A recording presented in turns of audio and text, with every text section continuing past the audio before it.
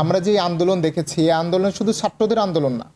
সরকার বারবার বলার চেষ্টা করছে থার্ড পার্টি এই আন্দোলনে বা তৃতীয় পক্ষ এই আন্দোলনে শরিক হয়েছে। আমার প্রশ্ন হচ্ছে, বাংলাদেশের প্রত্যেকটি নাগরিক জন্মসূত্রে হোক আর যেভাবেই হোক, যখন সে নাগরিক হয় তখন কিন্তু তার জাতীয় পরিচয়পত্রে কিন্তু লেখা থাকে সে একজন বাংলাদেশি। সেখানে কিন্তু লেখা থাকে না আমি প্রথম পক্ষ, দ্বিতীয় পক্ষ বা তৃতীয় পক্ষ। এবং কখনোই জাতীয় পরিচয়পত্রে লেখা থাকে না আমি বিএনপি, জামাত, নাকি শিবির, নাকি আওয়ামী লীগ, নাকি বাম।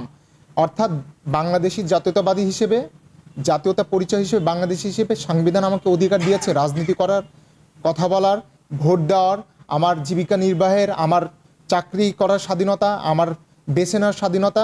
কিন্তু এই আওয়ামী লীগ বিগত এই এক দশকের যে গণতন্ত্রহীন এমন একটি ভয় রাজ্য তৈরি করেছে, যেখানে মানে জনগণ এমন একটি পরিস্থিতিতে চলে গেছে, এখন জনগণ রাস্তায় পুলিশের সাথে, ছাত্রলীগের সাথে যেই সংঘর্ষগুলো দেখলে মনে হয় যে এটা যেন ওই যে হজে যেমন মানুষ শয়তানকে পাথর নিক্ষেপ করে, ঠিক তেমনিভাবে জনগণ ফুঁসে উঠেছে এবং তারা বুলেটের বিপরীতে এই যে ঢিল ছুটতেছে, এটা ঠিক শয়তানকে পাথর নিক্ষেপ করার সমান। এবং এই যে অন্যায়ের বিরুদ্ধে যেভাবে মজলুমরা মানে আবার দাঁড়িয়ে উঠেছে, এইটা বারবার রিপিট করে বাঙালির ইতিহাস হচ্ছে ঘুরে দাঁড়াবার ইতিহাস। বাঙালিরা ব্রিটিশ বলেন, পাকিস্তান বলেন এবং যত স্বৈরাচার আমরা এরশাদ বলি, যাই বলি, তাদের বিরুদ্ধে রুখে দাঁড়িয়েছে এবং এখন এই শেখ হাসিনার বিরুদ্ধেও রুখে দাঁড়াবে। কোটা বৈষম্য বিরোধী কোটা আন্দোলনের মাধ্যমে এমন উলঙ্গ অবস্থা হয়ে গেছে যে এখন তারা টিভির পর্দা দিয়ে নিজেদের শরীর ঢাকতেছে। জনগণ আর তাদেরকে মোটেই বিশ্বাস করে না। জনগণের আগে যে জিনিসটা ছিল যে আপনার 60 থেকে 70% জনগণ আওয়ামী লীগকে বিশ্বাস করতো না, কিন্তু তার সাথে এই আন্দোলনের কারণে 20% আরও মানুষ, আমি সেটা 25% বলতে পারি, আওয়ামী লীগ নেতাদেরকেও তো রাস্তায় দেখবেন না। এবং স্বয়ং আওয়ামী লীগের ওবায়দুল কাদেরের কনফারেন্স রুমে যেখানে ছাত্রলীগের নেতারা ভুয়া ভুয়া বলে, তো এটা প্রমাণ করে আওয়ামী লীগের জনসমর্থন তো এখন জিরোতে নেমে আসছে। এবং তারা যে বলছে নিয়ন্ত্রণ করার চেষ্টা করতেছে, এটা জনগণ বিশ্বাস করে না এই কারণে যে মানে আওয়ামী লীগের যে দল পুলিশ বাহিনী যাদেরকে দিয়ে টর্চার করায়, এই পুলিশ বাহিনী আবু সাইদকে গুলি করছে, যেটা ব্লাঙ্ক রেঞ্জ থেকে জনগণ দেখছে ভিডিও ফুটেজ। এই ব্লাঙ্ক রেঞ্জ থেকে গুলি করে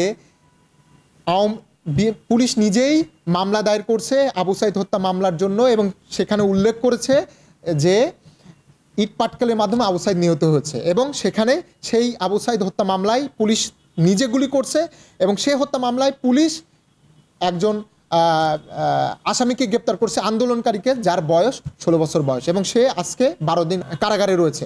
তো এটা থেকে বোঝা যায় যে আওয়ামী লীগের পোষা বাহিনী যখন মিথ্যা কথা বলতে পারে, এত বড় বড় মিথ্যা কথা, আওয়ামী লীগ কত বড় বড় মিথ্যা কথা বলতে পারে, এটা বাংলাদেশের জনগণ জানে এবং বাংলাদেশের জনগণ এটা বিশ্বাস করে না।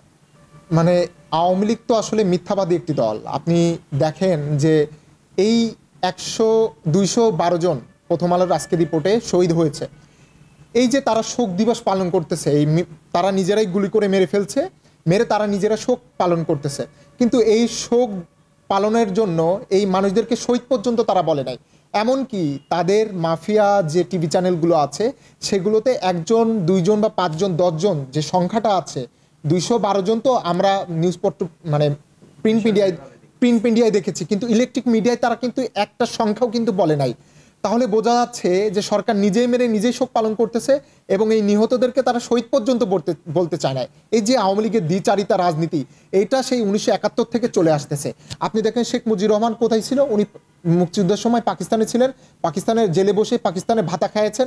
সেই সময় শেখ হাসিনা ছিলেন ভারতে, ভারতের ভাত খেয়েছেন। তারা কেউ যুদ্ধ করে নাই, জনগণ যুদ্ধ করেছে, জনগণ রাজপথে থেকেছে, পাকিস্তানের বিরুদ্ধে লড়াই করেছে, ইংরেজদের বিরুদ্ধে লড়াই করেছে। এখন যদি তারা আমাকে বলে যে আমার দাদা ছিল হচ্ছে ব্রিটিশ, আমার বাবা ছিল পাকিস্তানি, এটার কোনো ভ্যালিডিটি নাই।